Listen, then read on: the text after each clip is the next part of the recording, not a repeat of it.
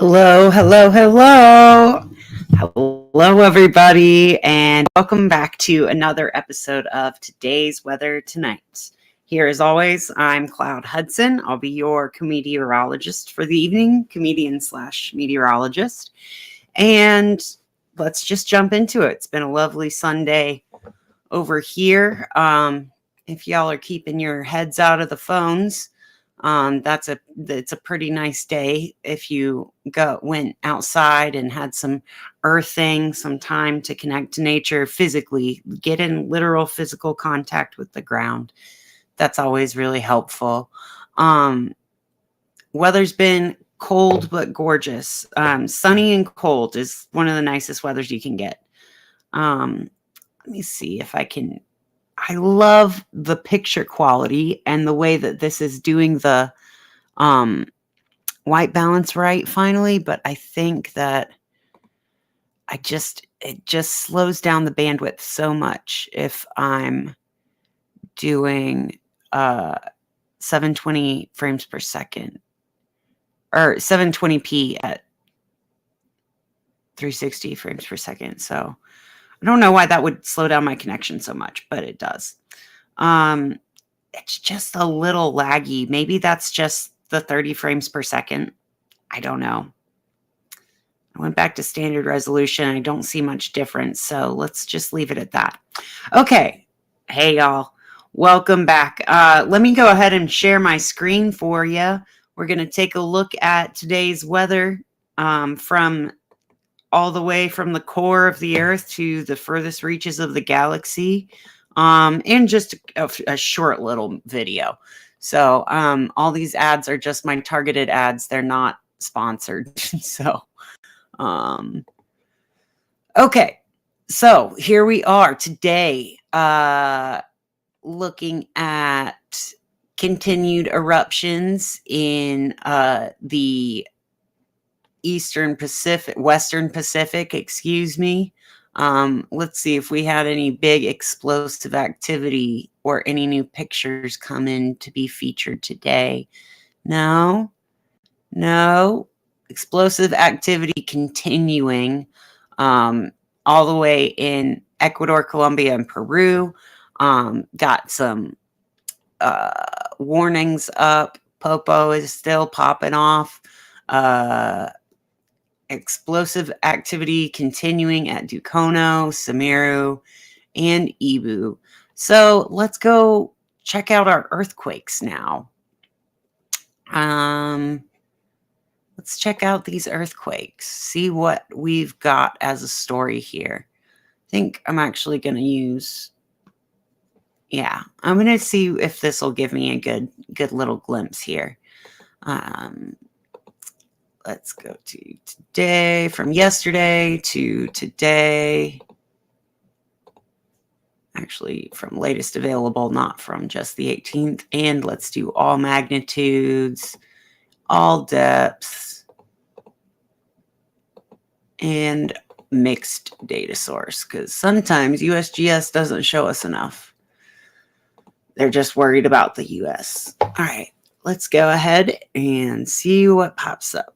Okay, so right off the bat, first thing I'm looking at is right here in northern Afghanistan. We have a 5.0 at 10 kilometers depth, and also shortly preceded by a 4.4 at 10 kilometers depth here in that area of Kyrgyzstan that had the 7.0 a few weeks ago. Here on the Nepal-China border, we still have yesterday's 4.1 hanging out. And then here in Myanmar, we had a 4.7 at a mid depth, but all of the things that are happening at that mid-range shallow depth are here in the Philippines to Indonesia. All of this South Asian plate, that's where we're getting our mid-range shallow earthquakes.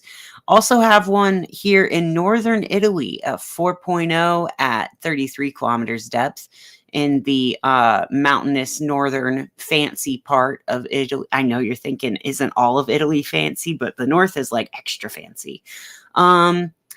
And then we see a lot more, of course, we see a lot of activity in Japan continuing, but we're also seeing more and greater magnitudes of earthquakes in this wave-shaped plate right here in from the Vanuatu Islands region to the oh, that's not even the Kermadec Islands, that's the North Island of New Zealand.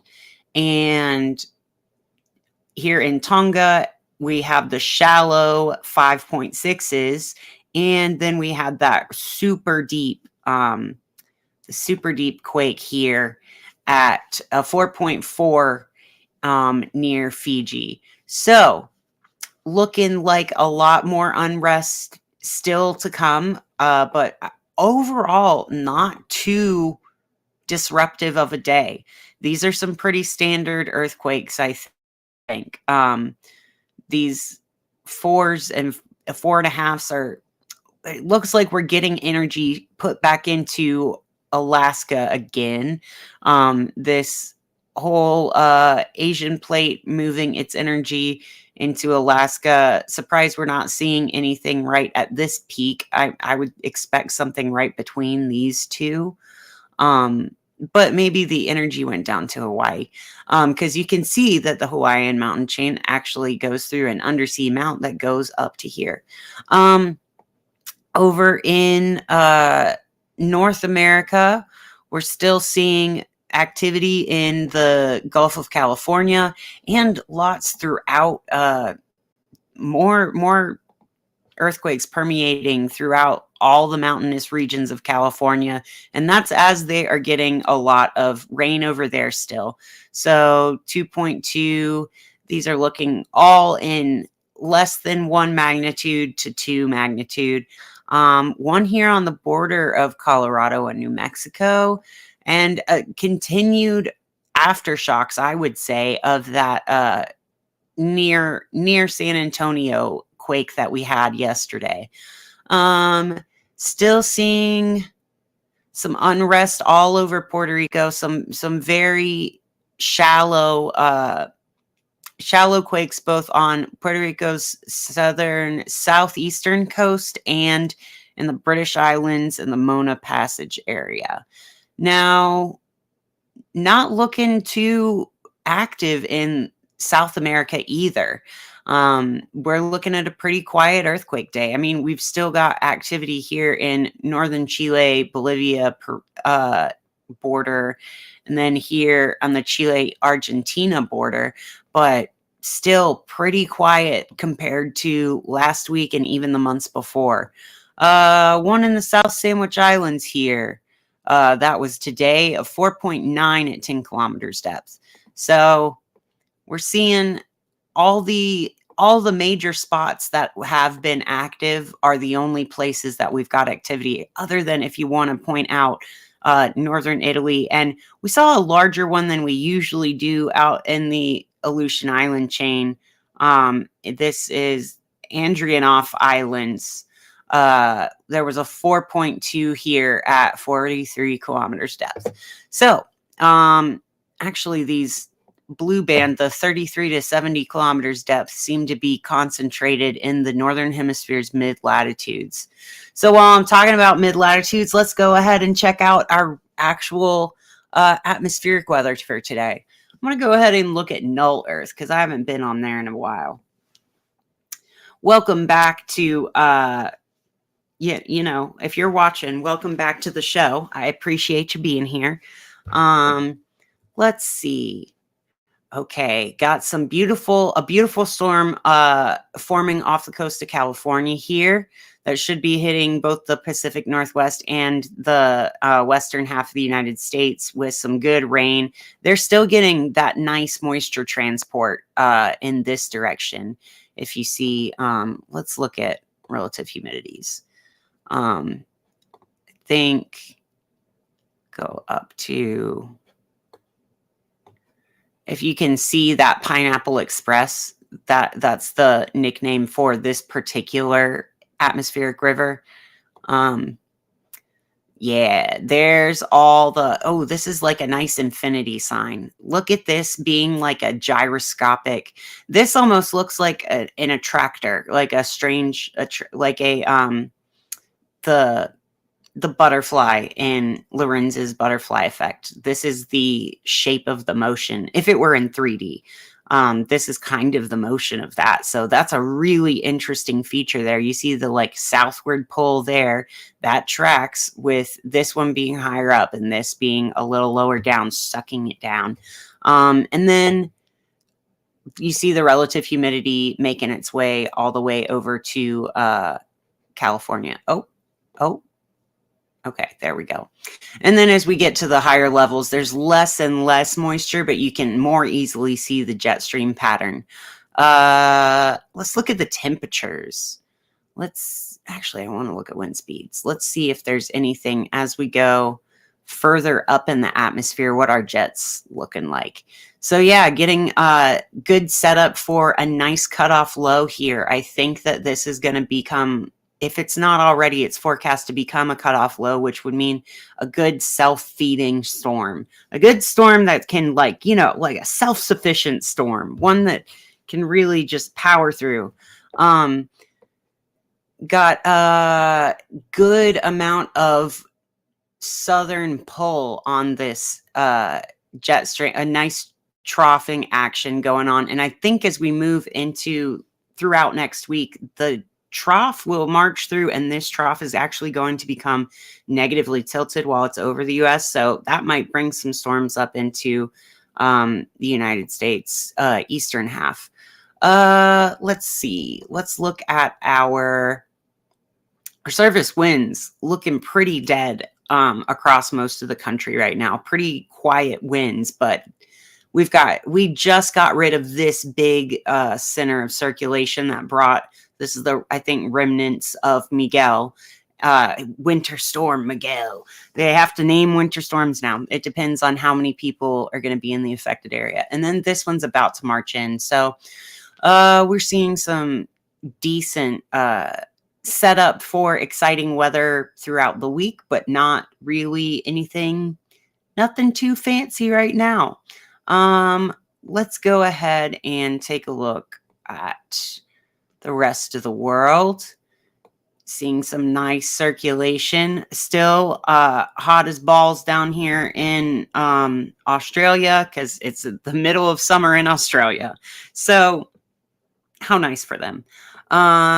Is this still a typhoon? Oh, actually, this one doesn't give me my typhoon indications. Let's go to Zoom Earth to check out our global weather, because as you can see, this doesn't want to show me any named storms or anything. That's what our polar vortex is looking like right now, slipping down into the continental zones, but staying well away from the hot, soupy ocean. And then a nice, tight, concise polar vortex down here in Antarctica. That's a really beautiful picture of how the standing wave pattern is supposed to look. You're supposed to be able to see whoop, whoop, like little petals. You'll be able to count the wave number based on how many petals are on the flower, basically. Well, you count it based on how many nodes there are. But anyway, let's go to the big picture. Oh, sometimes I've got this I'm sure you can always hear me clicking. I've got this like allegedly ergonomic, I don't know if it actually helps, but thing, but it's kind of hard to be like, I don't have a mouse pad, so it's sometimes I accidentally drag when I want to click and vice versa. Okay, let's check out the overall flow of the weather throughout the globe. Yeah, look at that tail end of this winter storm connecting with the tropical moisture there. That's a beautiful example of how energy gets distributed north and south throughout the earth. Still seeing a lot of rain in California. It's not letting up there. This is their wet season though, so hopefully that's good for them.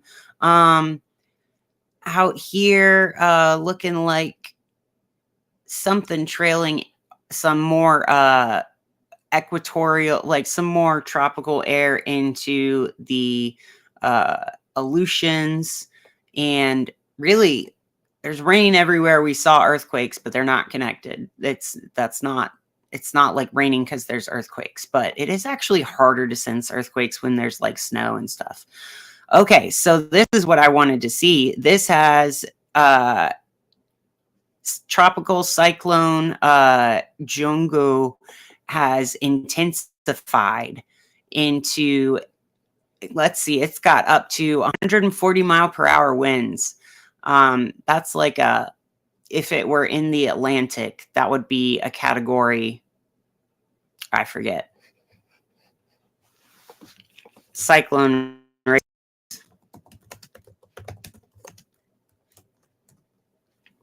to hurricanes.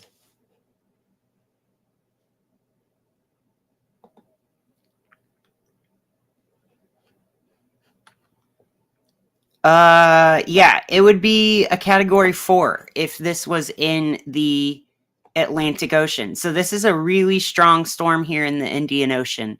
Looks like it is forecast to, it's been going, it started here, doing its little loop-de-loops and started really booking it right here.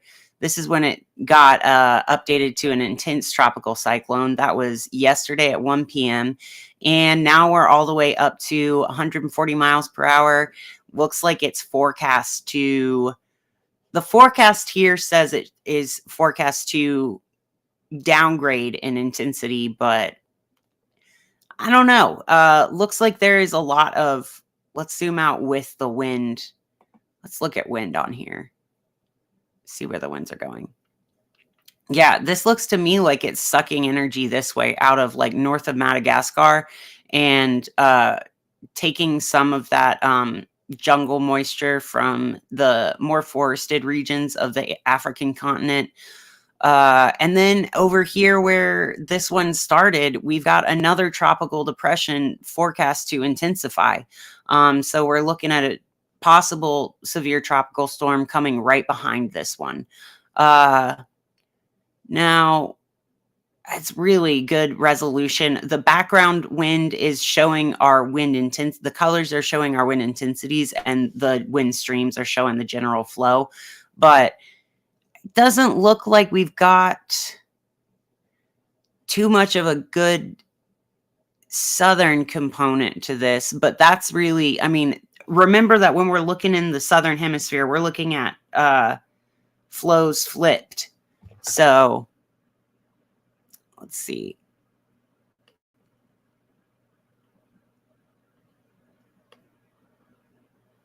Yeah. I mean, it's moving pretty good. I think it looks like it's headed straight for Australia. And even if it downgrades, it'll still be extra tropical cyclone by the time it hits Western Australia, which would probably be good because they got some wildfires down there. No, do they? They always have wildfires.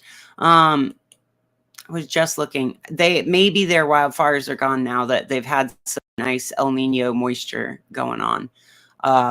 Remnant low of Lincoln still hanging off on the Bondi Bay, I believe. No, the Banda Sea, but the north coast of Australia. Looking at another round of cyclones, I think, and these two just petering off out here. Tropical lows, tropical disturbances. They're extremely low pressure, but pretty low wind speeds. But that's because you're out here where there's not much wind speed to suck off of. Let's see. Here's a fire. That's a wildfire that's raging. It would be nice if some of the rain from the Philippines would make it onto that. Also got, oh, it's so nice to be able to see the wind drag from like the Hawaiian Islands. You can see the way that they slow down and kind of shape the wind. And that's how I've talked about these swirls getting shaped by the wind coastline effect. The drag of the different elevations here feed in to the nice taper effect. Actually, to match on the screen, I'll do like this nice taper effect. You can see the way that there are places that like to generate these shapes of wind, these hook shapes of wind that will spin off into what becomes some disturbances in North America. So continuing on throughout the planet, this I think the strongest storm we've got right now is we've got that strong cyclone that doesn't even look like it's got very strong winds. Honestly, from a hurricane watcher, that cyclone looks a little wimpy, but 150 mile per hour winds. Yeah, that's not wimpy, but like, look at the size of it. It's extremely concise. It's extremely tight in there. That's a really tiny, tight cyclone. I mean, honestly, that doesn't look like it's dissipating anytime soon because it's such a strong gradient. That's just got to be sucking everything into a frenzy. But the larger story that we're looking at here is up in North Atlantic, or larger storm. I'm sorry, not story. That's the big story, is the intense tropical cyclone. But a large amount of wind and storms being generated up here in the North Atlantic. You can see here off the coast of Guatemala, kind of like a wind tunnel. Actually, the south coast. Is this the Guerrero coast of Mexico? I think. That's where we've been seeing some volcanic and earthquake activity continuing as well. You see this like wind tunnel just funneling right through. This wind tunnel effect happening. That's really interesting. I don't know exactly what mountain is right there, but I'd be interested to see. That's fascinating. If that is from an ash plume from a volcano, I would be so curious to see. Matter of fact, let's go Google Earth. Do I have coordinates I'm looking up?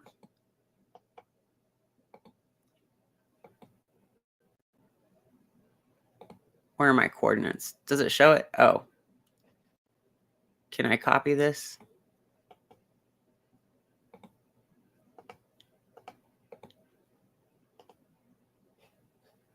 Copy. No, I can't copy. Okay, great. 1622 9453.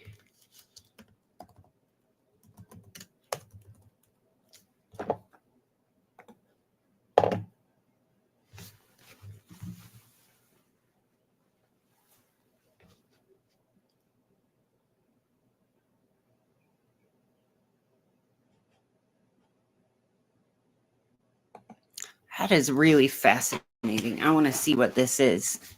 Right near, well, I'll type in right near Salina Cruz.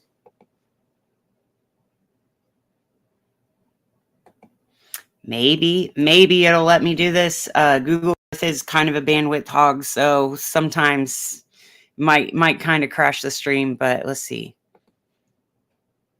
What did I say? Near Salina Cruz. What does that mean? Salty cross? I don't know.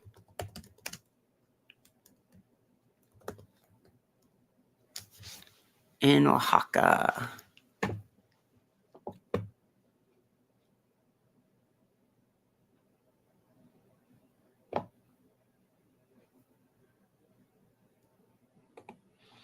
Okay. Let's see what we got around here. What's going on? Okay. Well, this is one giant water feature. Like a, almost, I would say it's like a bay, but it doesn't look deep enough. What is this? Laguna Superior. Lake Superior?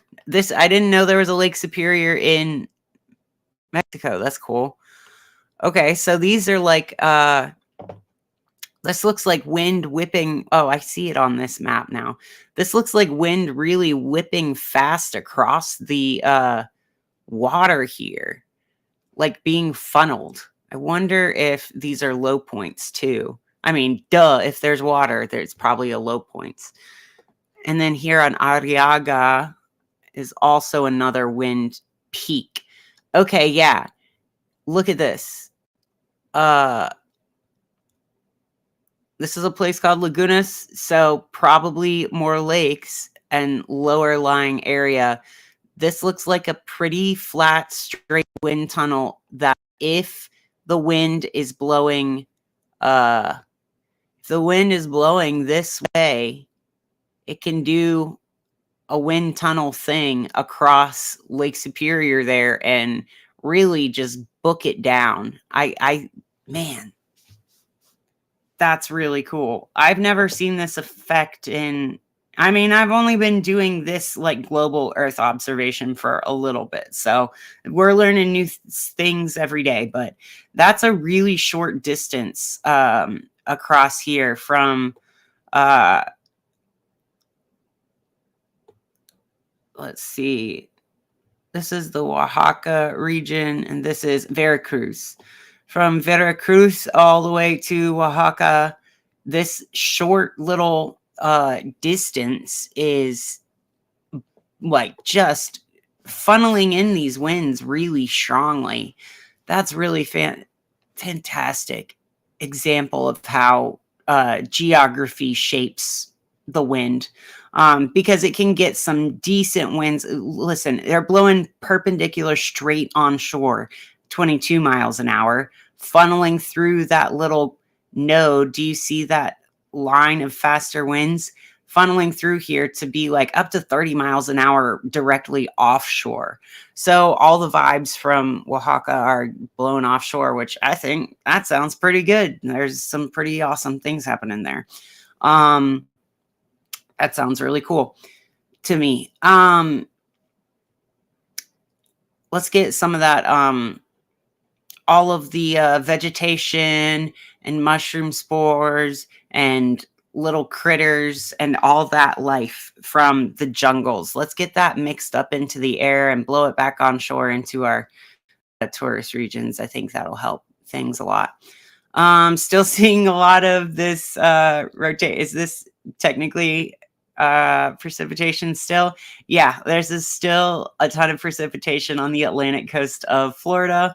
I'm only smiling, laughing. You can like hear when somebody's smiling when they're talking.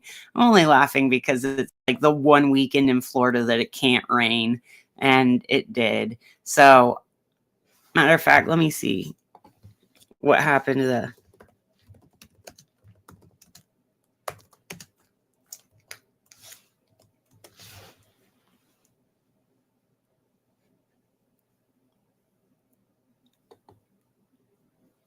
All right. Rescheduled for Monday. The Daytona 500 is now rescheduled for Monday. So that means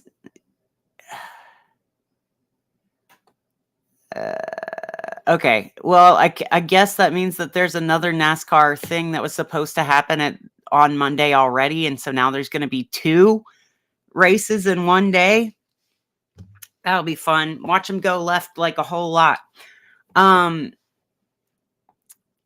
Let's see. We're still getting some nice snow up here in the Northeast. That's not nothing. That's like looking like rain over the lakes, but let me get off of Google Earth. That'll get our connection better. Here in Lake Erie, getting that nice lake effect snow towards, well, Buffalo's not getting much snow, but between Erie and Buffalo, this is an area that gets a lot of lake effect snow, and they're getting it.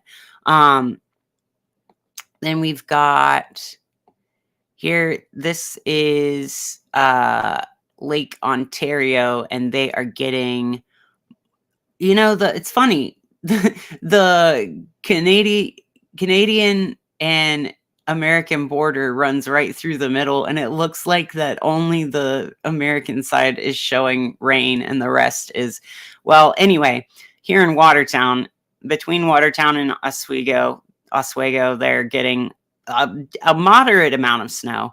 That's still pretty fun for upstate New York. Good for them. Good for them. That's still being fed by both the moisture from the lakes and the moisture that is causing the rain out down here in Daytona Beach, Florida. And this is the big center of circulation that's whipping all of those into a frenzy.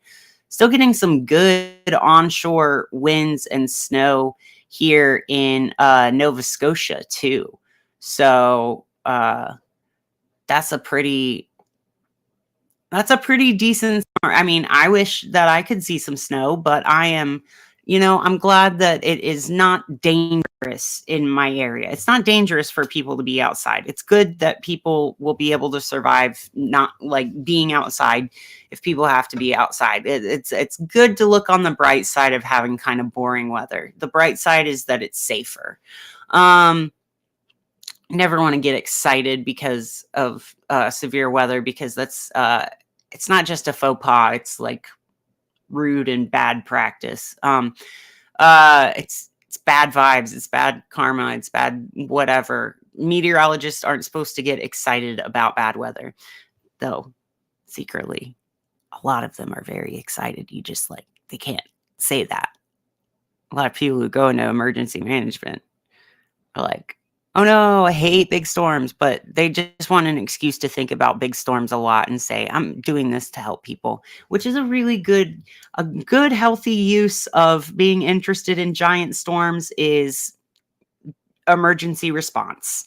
That's a great way to use a gift of being super intrigued by these crazy storms. Speaking of crazy storms, this one looks really beautiful. Let's look at this in pressure. Yeah, that's looking decent. Off the coast of, we got like a 986, 985 hectopascal low. That's not bad.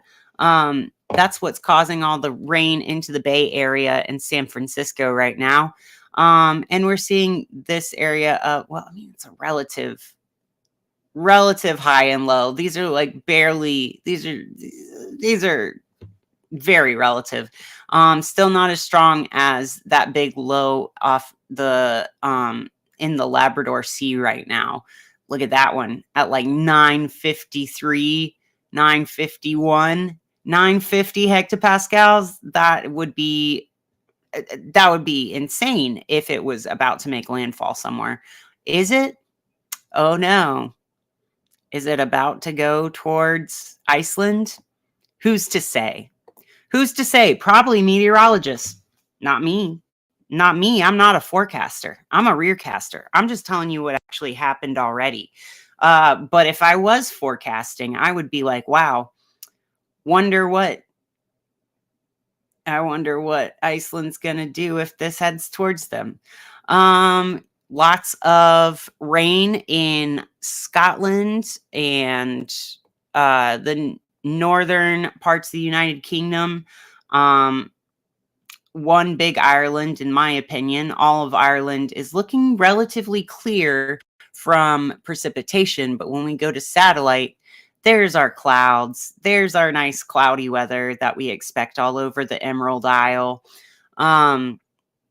Emerald Isle, not to be confused with the place in the Carolina beaches called Emerald Isle. Germany and Berlin, about to get some good, decent rain. I think that earthquake here was near Milan, Italy. So looking pretty exciting everywhere except for where I am. Today, the weather where I am, it was gorgeous. It was beautiful. I walked outside barefoot. Again, do it for your health. If you have access to an outdoors place that is healthy soil, that's the key. Don't be walking on dirty pavement everywhere. But, you know, if you're at a place that has healthy soil that's going to be able to like take care of its own microbiome and not give you diseases, it's extremely healthy to walk outside barefoot. It just feels so good to be energetically in electrical contact with the earth. I don't know much about it other than my experience. And for several years, I've felt better every time that I go outside barefoot and stand in the sun. It's just a nice feeling, and there's no compare. I mean, there are things that feel more instantly better than that, but like the way that can actually turn your day around is really impressive. So I've rambled on about gorgeous weather for enough for my taste for today. See this snow. I wonder what this snow is going to do. I wonder if that is going to be able to swing down into the south, or if it's going to continue being more of a northern snow event. That would be just like a continued snowy February for upstate New York. So that'd be nice for them. Man, that is such a beautiful, like when we look at the Bay Area funneling in these winds. Okay, the theme of today is the land shaping the air, because I love looking at like, I guess this is boundary layer physics, but like just makes so much sense. People are like, oh, boundary layer is so complex, but like, you know, it's just small and it just like does more stuff. There's just more interactions. It's about, yeah, the atmosphere gets more complex the lower down you go. So it is harder to study, but it's also pretty clear what's happening. Like, look at a nice straight line wind right past San Francisco towards Santa Rosa. I zoomed out way too much, but that's a nice alignment of this low's wrapping around winds going straight onshore. So I wouldn't be surprised if they've got like some high surf warnings in the Bay Area right now, or even some flood warnings. Matter of fact, let's take a look at what warnings are out there right now. I know I already said I'm not going to continue talking about weather, but it's today's weather tonight. I'm going to talk about weather however much I want. That's a secret in life. Do whatever you want. Do whatever you want as much as you can and figure out what you want. Let's look at hazards. Yeah, wow. Look at all those flash flood, flood watch, and flood warning. Well, the flood warnings are down here because even though we didn't receive a lot of precipitation, the water tables are thoroughly soaked down here. It is still quite a wet slog of it down here in the deep south in winter. Still got some flash flood or flood warnings near the in Mississippi too, but the entire coastline of California is covered in either high wind watches or advisories, or flash flood warnings, or winter storm warnings in the higher elevations. Winter weather advisories, and there's a freeze warning randomly down here in Louisiana, but I feel like that's from the northern spill down of the tipping of the polar air bucket sloshing down. That's kind of like where lower air would settle right now with the way that the atmosphere is set up. But still not even getting that many winter weather advisories up here in the northeast. It just looks pretty chill. Some real pretty snow. California, however, is getting walloped. Just storm after storm after storm. In California. Okay, I'm gonna put on some pretty pictures while I look up a stat, but I want to look at not even goes east. Let's look at goes west. Oh, no, I clicked on it. Now it's going to go somewhere. No, okay. Goes west.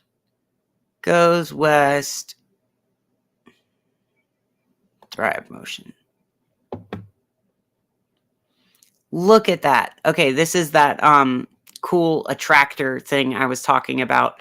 This is a nice area of divergence, making those gorgeous little cumulus clouds, stratocumulus in some places, really pretty. And then this is an area of convergence where we're coming from here and from here, smushing them together. So it goes smush and swoop, swish, smush and swoop. And also you see that cardioid curve again, that nice, beautiful, two spirals inward, the heart going like this shape keeps showing up as a classic way that fluid motion presents itself. And this is an incredible, I mean, that look at these winds just booking it into this center of center of rotation in our low pressure center here. It's throwing a lot of moisture onto California, a lot of high winds onto California. And this is also where we're still seeing that ripple effect banding of clouds out ahead, like on the northern edge, the northeastern edge of this circulation. That's where we've got the ripples in the pond creating their clouds, even though there's divergence there. It's like really pushing the rest of the air out of the way. Now it looks like the center is headed towards the northeast a little bit. So I would expect continued rain throughout California, but I'm really curious what this is going to do to the Pacific Northwest as it meets up with there's like a little wedge of warmer air and then a pocket of cold air that's coming over the central United States right here. So I'll be interested to see how those waveforms interact. But then this is just a great demonstration of high pressure too, of cyclonic rotation and anticyclonic rotation, because look at all the lack of storms right there. Look at the big dearth of energy and just like nice pretty day. You know how look at how this looks like a pretty day and this looks like a pretty nasty weather day. That's really cool. Okay, I was gonna look something up while I have the pretty pictures up. Hold on.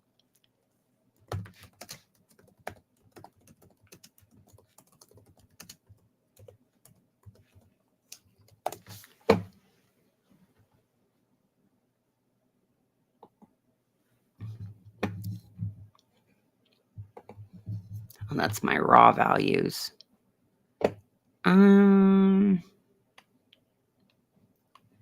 I don't want stories. I don't want stories, and I don't want a list of raw weather values.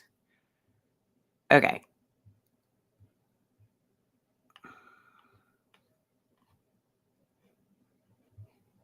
Let's look at drought summary. That should help. Is anyone still technically in a drought in California? Well, yes. Technically, on the areas that are on the leewards or the windward. I always get those confused. I mean, windward and I think it's the leeward, the part that's not on the side that gets slammed with the wind. The rain shadow area is still in a slight teensy tiny drought, but it looks like there's no lack of drought throughout. I mean, yeah, there is a lack of drought. There's no drought in California anymore. Let's see. I want stats for the water year. Okay.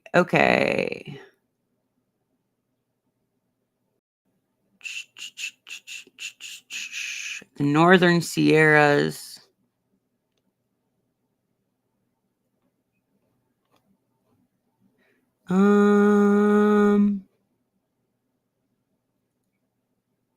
Let's see. Okay. This is where I'm getting it. I want to see.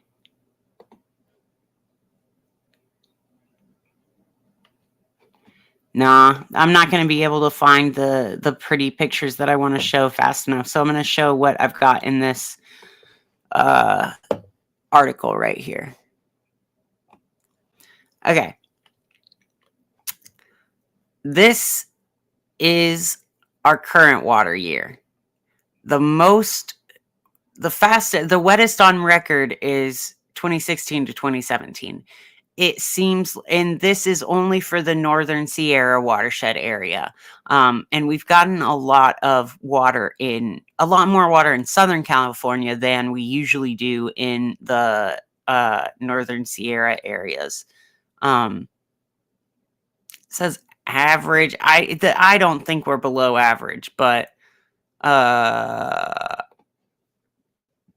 not really seeing much. Too dead. That's really unfortunate. Here's how much rainfall has fallen across SoCal.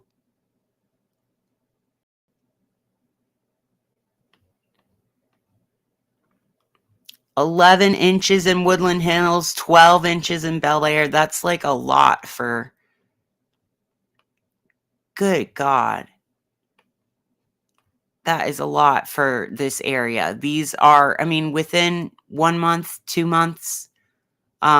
These are really desert type areas. You don't expect, basically, wow, a lot of water in California. Good for them, but like, holy moly. I think this is, it's a good indication of what an El Nino year can do in the wintertime.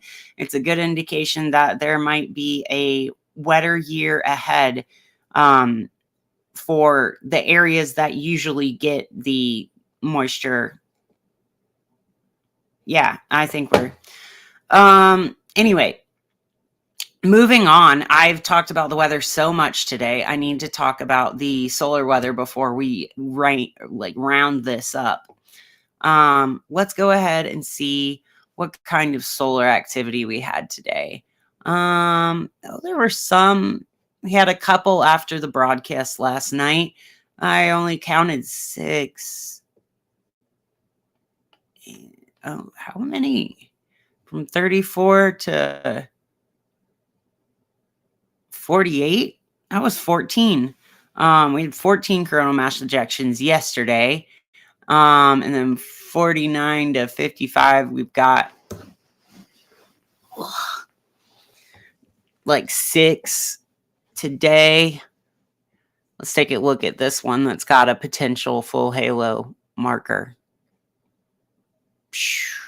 Coming out this little quadrant again. I wonder which sunspot this is. This is look at that, but look at the bow, the exploding out of the bow as I push play around the whole envelope. That's the halo. That's the potential full halo. But again, we're not seeing too much like photo distortion, so I don't know. Not much to report there. Let's see. No noteworthy space weather. Oh, we do have a dimming, like a whole coronal hole or a dimming region right here that's forming. I want to see that on the playthrough. And our proton flux is finally going down. We're finally below 1 proton flux unit, which is a lot better. Calming down. This might be another one of those things where we have a few calm days and then there's going to be a big something. But yeah, we're in the ebb phase, not the flow phase of this little particular point in the solar cycle. Didn't have any M-class flares today. Barely had a C5. We're dipping down. We're at range that's close to dipping into territory. So ever since that X flare, things have really quieted down. Quite interesting. It looks like today's biggest flares came from 3590 and 3583. So let's see what those look like. Yeah. That's the one. Yeah, that's the one that's just just beginning to get here. That looks really pretty. There's already a forum started about 3590. I don't know if y'all check these forums, but I assume that nobody does. Why would you go to me? They're speculating that maybe there's a different region behind there, so maybe not just an alpha. All right. It's looking brighter on the limb. Let's see what that looks like on the actual imagery, on the SDO imagery.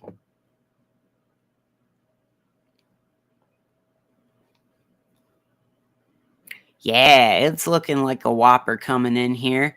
3583 didn't really pan out. Some of these would be exciting if it weren't solar maximum, but it's solar maximum. Or we're approaching solar maximum, so it's not too big of a deal.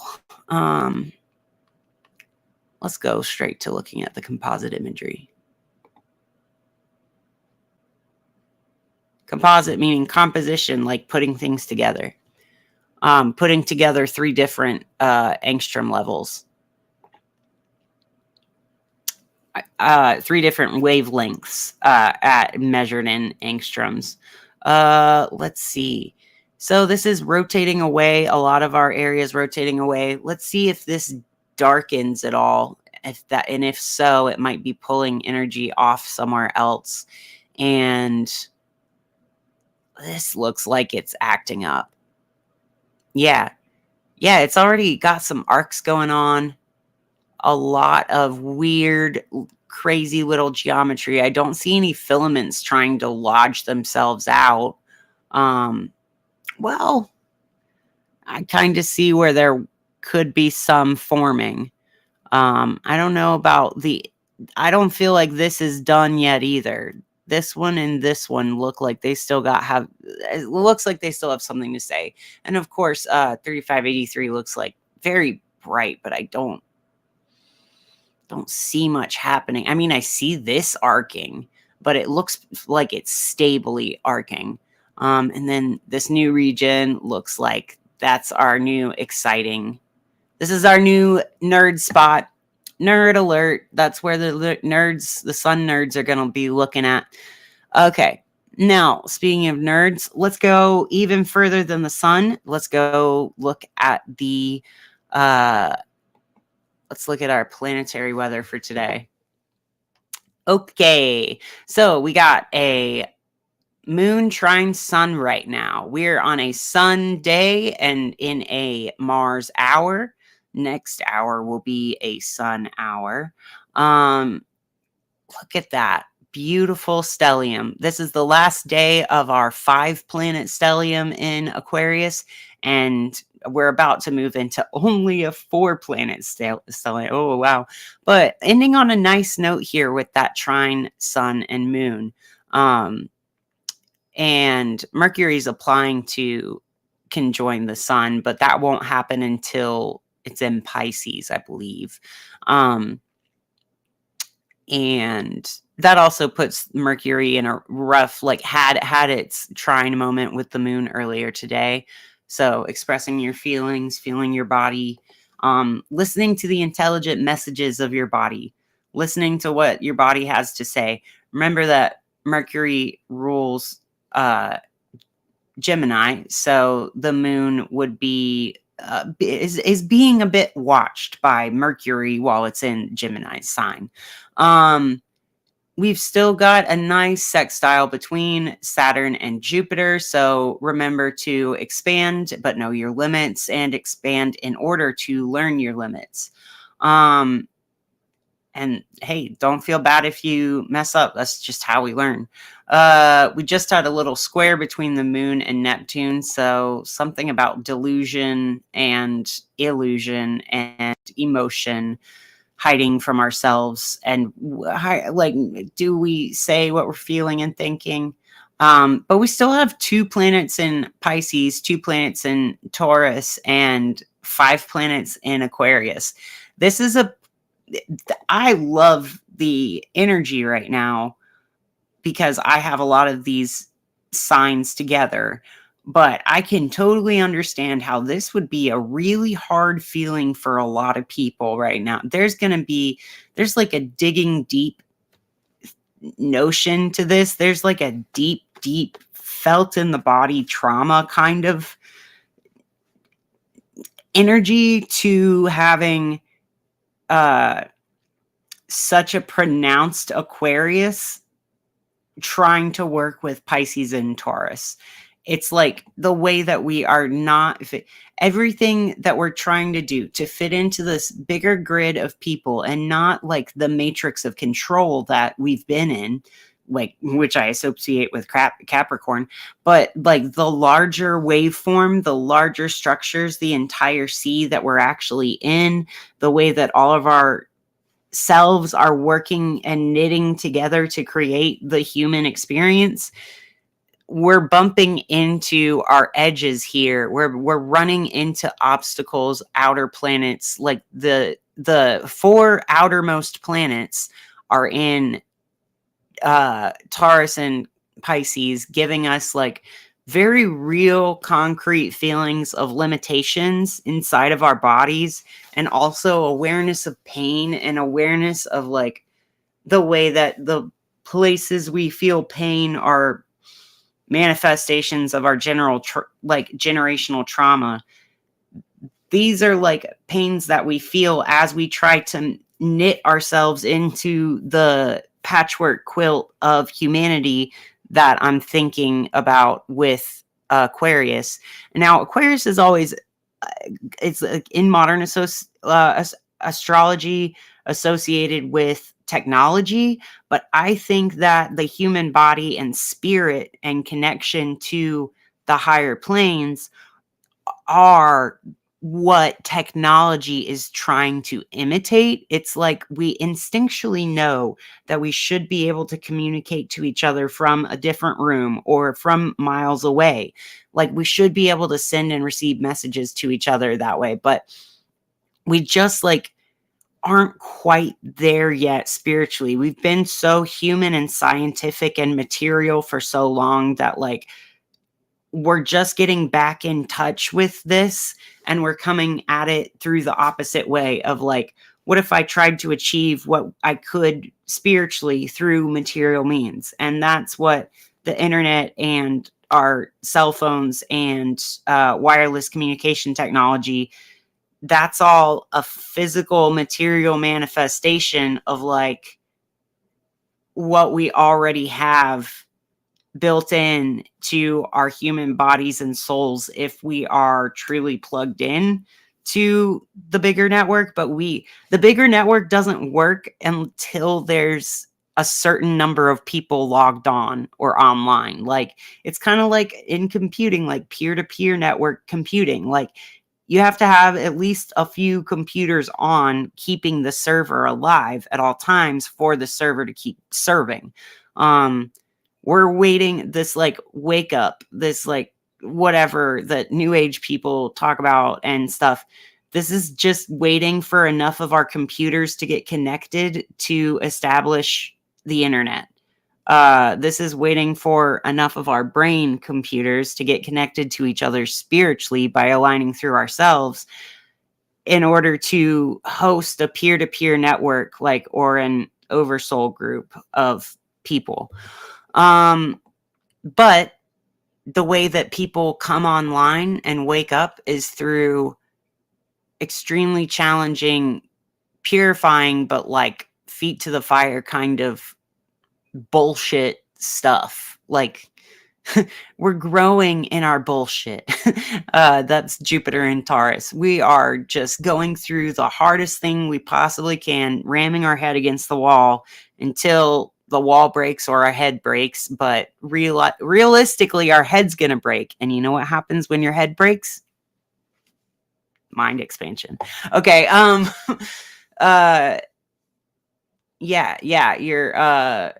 You're knocking your head against the brick wall until it becomes trepanation. What is that word?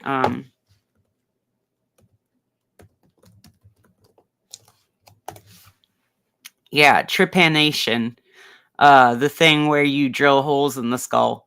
Some people say it can unlock your pineal gland, decalcify your pineal gland by getting more blood flow there. Some say that you're just literally drilling holes in your head. But the Uranus and Jupiter in Taurus, I feel like, is this collective banging our heads against the wall until we accidentally do trepanation to our own foreheads.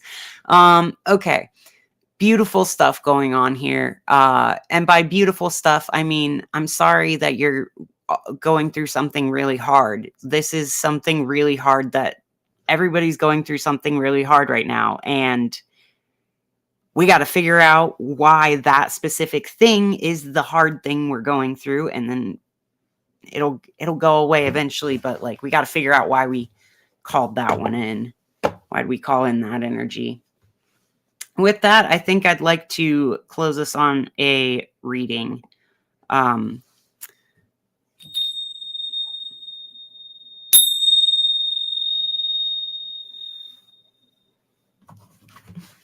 going to do the first reading from these cards because I haven't brought them out in a while, but I brought them out yesterday and it felt pretty good.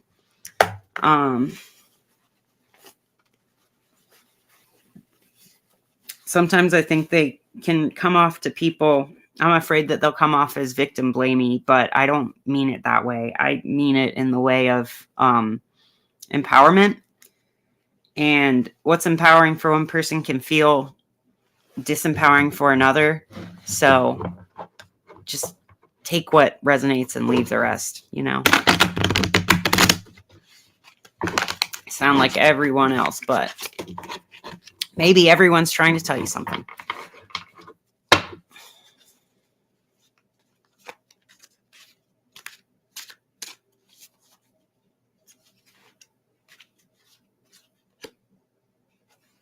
Okay, I got 2. All right. I'm not here to fix anything. I'm here for fun. You are not here to fix anything because nothing is broken, but everything is continually changing and expanding. Release your struggle and seek joy and fun. And in doing so, you will align with the fantastic expanding rhythm of this universe. Okay? Don't have to fix it. You have to feel joy. You don't have to fix it. And again, it is not my responsibility to convince anyone of anything. Make your decisions about what you want and set out to create the life experiences that you choose and allow all others to do the same. Allow all others to do the same.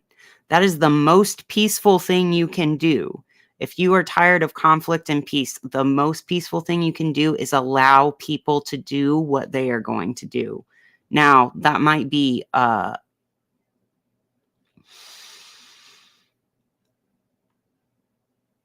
really hard, but we have to trust that when we are seeking our joy and following our joy, we will be empowering those who get to stand up to tyranny as being part of their joy. And we all stand up to hegemony and tyranny in our own different ways. Not everyone can do the same thing the same way.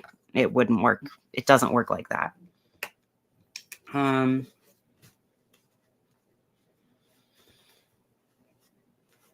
Yeah.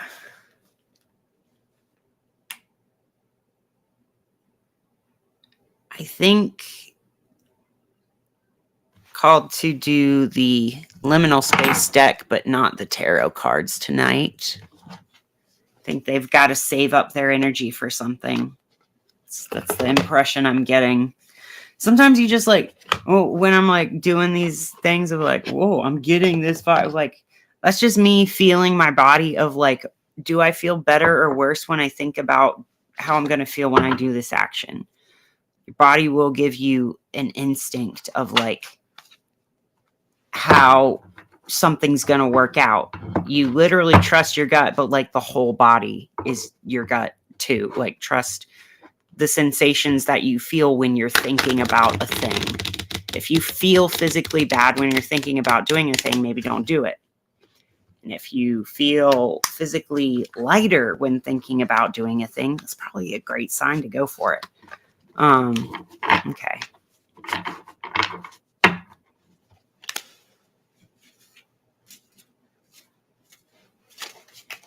All right.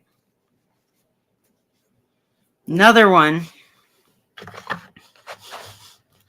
That's just a good reminder. Close the portal. Pretty self-explanatory, but I'm going to read the interpretation from the book anyway.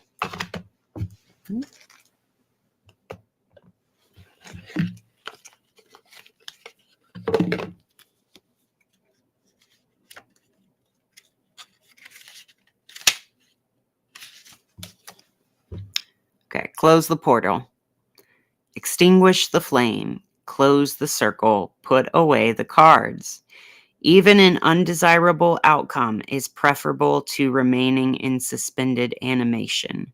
Continuing to leave matters unresolved will result in energy leaks. Set a boundary. So for me, I'm going to practice this immediately by closing the circle that I opened to put on this broadcast, but also let's all remember to close the doors that we enter through once we're done.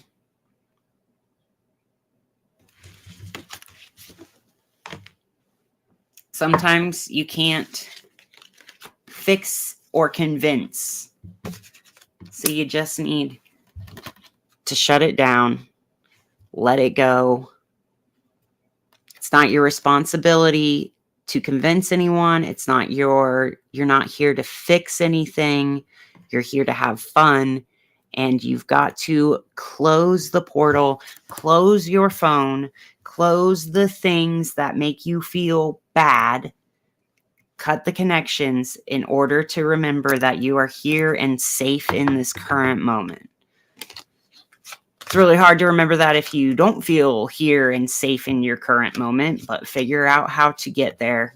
It's usually the body will tell you how to get there, even if it's giving you answers that you think can't possibly be the right answer to get you to safety.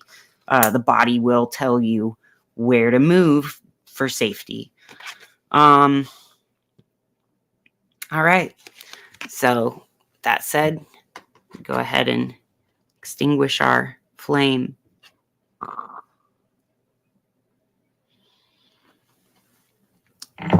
Close down my decks, and I'll see y'all tomorrow. Have a beautiful evening. I love you all very much. Goodbye. Have a nice night. Bye. Goodbye. Bye, bye, bye, bye, bye, bye, bye. Goodbye. Look at my pretty lights. Goodbye. Bye. Love you. Goodbye. Goodbye now.